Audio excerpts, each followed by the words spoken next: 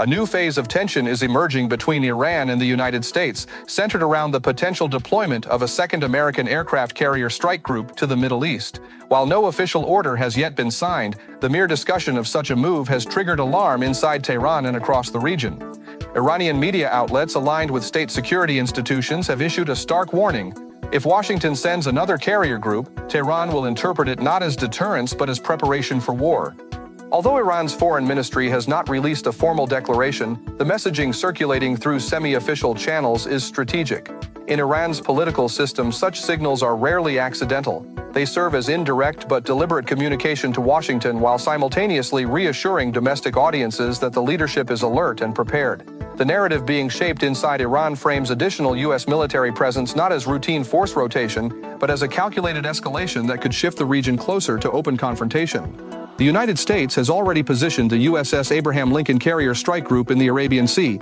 An aircraft carrier strike group is far more than a single warship. It functions as a floating airbase capable of launching sustained air operations, cruise missile strikes, electronic warfare missions, cyber support activities, and real-time intelligence gathering. It is protected by guided missile destroyers, cruisers equipped with advanced air defense systems, attack submarines, and logistical support vessels. Together, they form one of the most formidable and flexible military formations in the world. If a second carrier, likely the USS George H.W. Bush, joins the region, American strike capacity would expand significantly. Two carriers operating in coordination multiply aircraft sortie rates, widen surveillance coverage, strengthen missile defense layers, and create redundancy in case of attack. Historically, dual carrier deployments in a confined theater have signaled either preparation for large-scale contingency operations or an intense phase of coercive diplomacy. For Tehran, this possibility alters the strategic balance. Iran's military doctrine does not seek to match American naval power ship for ship. Instead, it relies on asymmetric warfare designed to complicate and raise the cost of U.S. operations. The Islamic Revolutionary Guard Corps Navy operates fast attack craft capable of swarm tactics, coastal anti-ship missile batteries positioned along the Strait of Hormuz, naval mines, armed drones, and an extensive network of regional proxy forces. The strategy is to create uncertainty, disrupt shipping lanes, and threaten energy infrastructure if conflict erupts. From Tehran's perspective, a second carrier increases the likelihood that Washington could execute rapid precision strikes against nuclear facilities, missile sites, or Revolutionary Guard installations with minimal warning. This military buildup unfolds under the shadow of ongoing diplomacy. Indirect negotiations between U.S. and Iranian representatives recently resumed in Muscat, Oman. Both sides have described the discussions as cautious but constructive, suggesting technical dialogue is possible even amid strategic mistrust. However, core disagreements remain unresolved. Iran insists that talks remain strictly focused on its nuclear program and sanctions relief, rejecting efforts to expand discussions to include ballistic missile development or regional military activities. The United States, meanwhile, views broader security assurances as essential to any lasting agreement.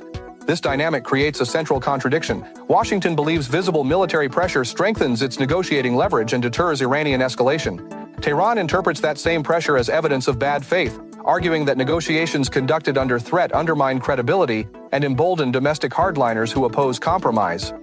Iranian analysts contend that coercive signaling during talks suggests the United States is preparing military options as a parallel track rather than committing fully to diplomacy. President Donald Trump has publicly linked the potential deployment of a second carrier to the outcome of the nuclear negotiations. He has stated that increasing American leverage could help secure a stronger deal, while warning that if talks collapse, the United States may take very tough actions, including possible military measures. This dual-track messaging reflects a classic coercive diplomacy model: negotiate from a position of strength while keeping escalation as a credible alternative.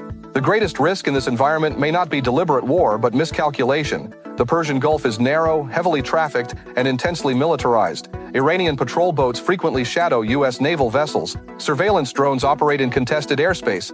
Iranian-aligned proxy groups maintain a presence in Iraq, Syria, Lebanon, and Yemen. In such a compressed environment, one misinterpreted maneuver, one accidental exchange of fire, or one proxy strike attributed to Tehran could trigger rapid escalation before political leaders have time to recalibrate.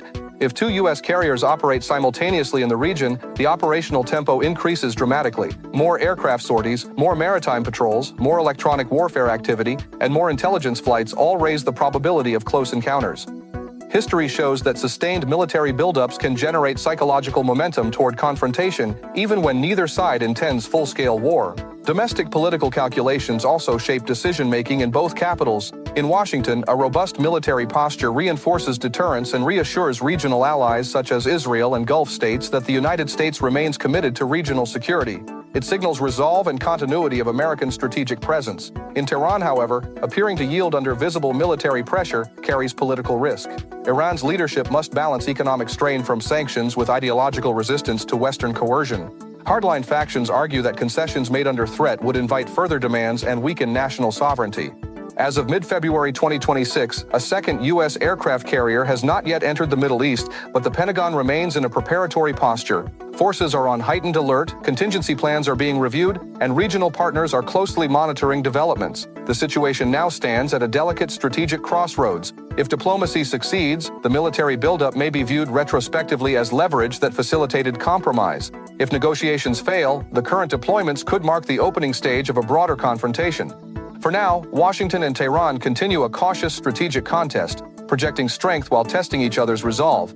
The balance between deterrence and provocation remains razor-thin, and the coming weeks may determine whether this moment becomes a step toward de-escalation or the beginning of a deeper crisis in one of the world's most volatile regions.